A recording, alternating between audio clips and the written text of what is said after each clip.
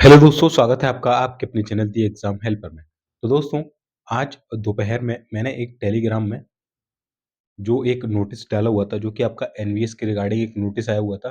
तो उसको लेकर काफ़ी सारे आपके डाउट आ रहे हैं कि क्या है वो नोटिस, और वो हमें क्लियर नहीं हो पा रहा है कि उस नोटिस में क्या-क्या चीज़ें लिखी हुई हैं, ठीक है? तो उस नोटिस में जो भी चीज़ें लिखी हुई हैं, मैं आपको यहाँ पर बता देता हूँ कि एक्चुअल में वो नोटिस क्या है और उसके अंदर क्या लिखा हुआ है, ठीक है? तो आपको यहाँ पर स्क्रीन पर दिख रहा होगा क्या है उस नोटिस में, ठीक है? तो ये नोटिस है, जो कि नवोदय विद्यालय समिति की तरफ से आया है। 8 मई को ये नोटिस रिलीज़ किया गया है, जिसमें लिखा हुआ है नोटिफ़िकेशन। सब्जेक्ट लिखा हुआ है model calendar for activities to be undertaken for direct recruitment.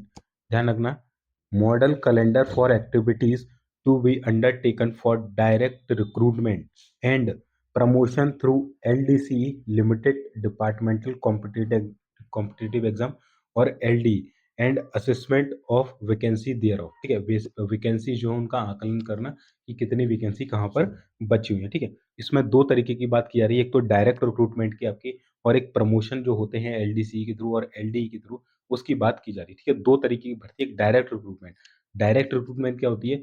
जो आपकी इस समय अभी जो भर्ती चल रही है, वो आपकी डायरेक्ट रिक्रूटमेंट के थ्रू निकली हुई है, जो आपकी एनवीएस की अभी भी निकली हुई है ना, जेएसए वगैरह वाली जो 1377 पोस्ट निकली वो, ठीक है?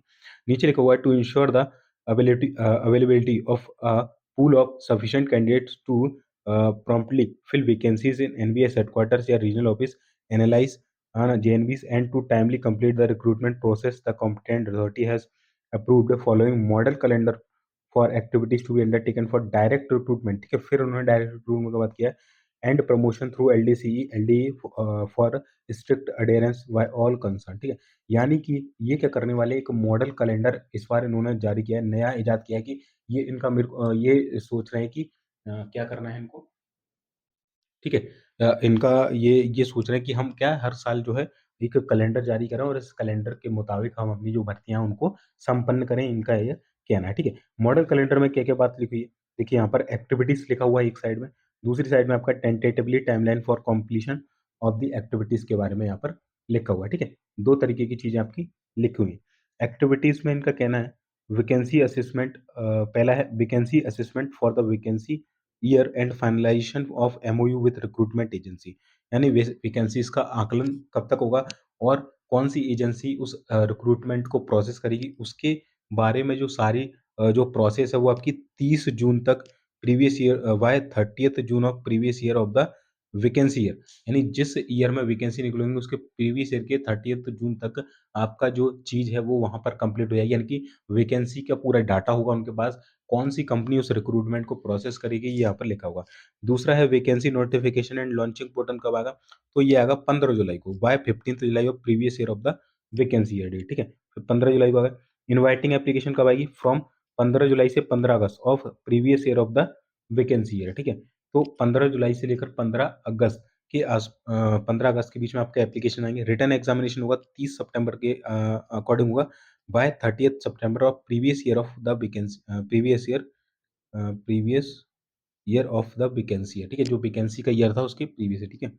चलिए, डिस्प्ले ऑफ मेरिट लिस्ट या list of shortlisted candidate for skill test और इंटरव्यू हुआ है 31 ऑफ अक्टूबर, यानी कि आपका पूरा प्रोसेस स्टार्ट हो रहा है 15 जुलाई से। 15 जुलाई को आपका फॉर्म भरेंगे और 31 को आपका स्किल टेस्ट वगैरह यहाँ पर, है ना, वो हो जाएगा।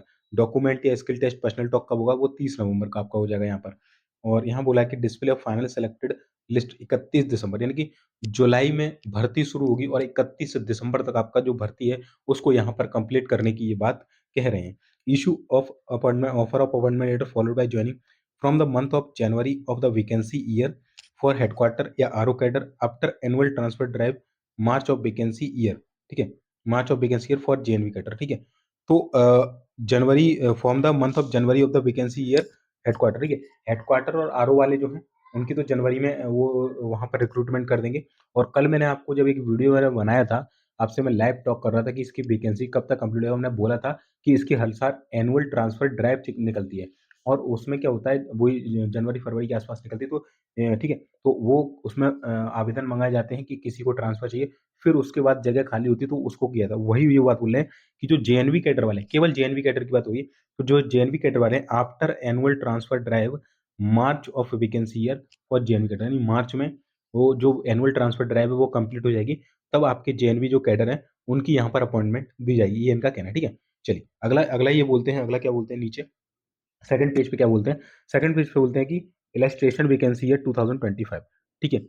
यहाँ पर वैकेंसी असेसमेंट बोल रहा है कि 30th जून, 15 जुलाई से ये यहाँ पर देंगे, 15 जुलाई से 15 अगस्त तक वही देंगे, और वही सब बातें इन्होंने फिर से इन्होंने लिख दी हैं, है ना? चलिए, और ये बोला है कि after annual transfer drive up to March 2025, यानी कि जो आपके 2025 के, तो आप देख रहे हैं कि जुलाई में फॉर्म निकला और मार्च 2025 तक यहाँ पर आपको अपॉइंटमेंट देने का काम करेंगे। तो इससे हम अंदाज़ा लगा सकते हैं कि जो इस बार की भर्ती है, वो भी आपके मार्च तक पूरी कंप्लीट कर ली जाएगी। हेडक्वार्टर आर वाले, उनको तो जनवरी में ही यहाँ पर बुला लीजिएगा, ठीक है? असेसमेंट ऑफ वैकेंसी लास्ट में लिखा है कि further the following guidelines are to be taken into consideration while assessing, है ना? Assessing vacancy to be filled on direct recruitment and promotion through LDC, ठीक है? डायरेक्ट रिक्रूटमेंट की फिर से बात कर रहे हैं ये लोग यहाँ पर, और उसके बाद बोला कि एंड प्रमोशन थ्रू एलडीसी के बारे में बात कर रहे हैं, ठीक है? चलिए, पहला बोला है कि actual vacancy on 1 June of previous year of the vacancy year, ठीक है? Anticipated vacancy arising up to 31 December of the year expecting vacancy already notified and valid panel is available against this notice, यानी ये अनुमान लगाया जाता है कि 31 दिसंबर तक, ठीक है? एंड 31 दिसंबर तक जो और वैकेंसी अराइज़ होती हैं, तो उनको भी शायद ये इंक्लूड करेंगे उसमें, ठीक है? Number of employee due for retirement till 31 December of the vacancy, उनको भी ये काउंट करेंगे, है ना? Number of likely to promoted जो है, उनको यहाँ पे काउंट करा जाएगा।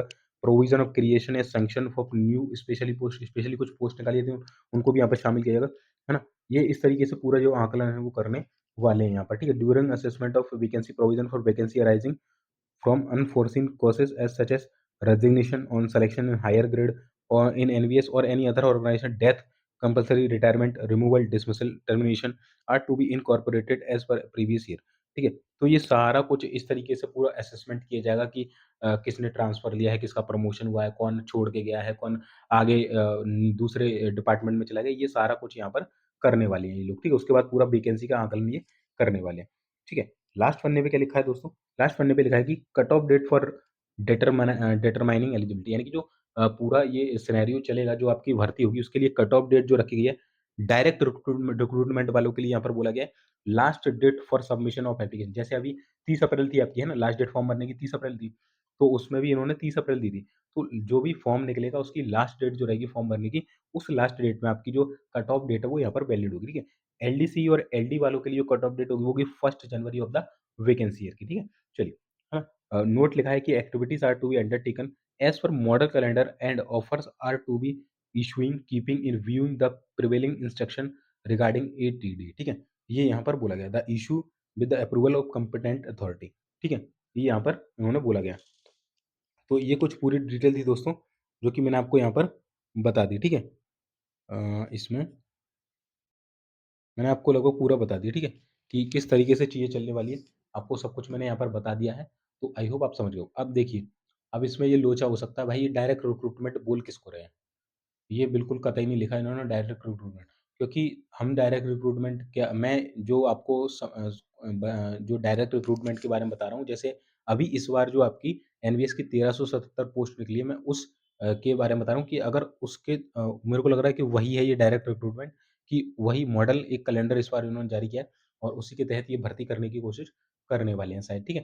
तो वो हो सकता है कि डायरेक्ट रिक्रूटमेंट, या फिर एनुअल ट्रांसफर ड्राइव के तहत भी अगर इनका कुछ चलता हो डायरेक्ट रिक्रूटमेंट टाइप जैसा, तो वो भी यहाँ पर हो सकता है, ठीक है? मैं इसको कन्फर्म करके आपको बता दूँगा बाद में, बट फिलहाल के लिए आप ये मानिए कि एलडीसी और एलडी वाला जो है, वो तो प्रमोशन कोटा है, जो ऑलरेडी एम्प्लॉयी हैं उनके लिए।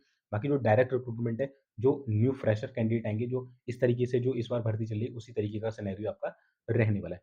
तो ये अपडेट थी, काफ़ी लोग आप में से जो है पूछ रहे थे, तो मैंने आपका सवालों का जवाब दे दिया, ठीक है?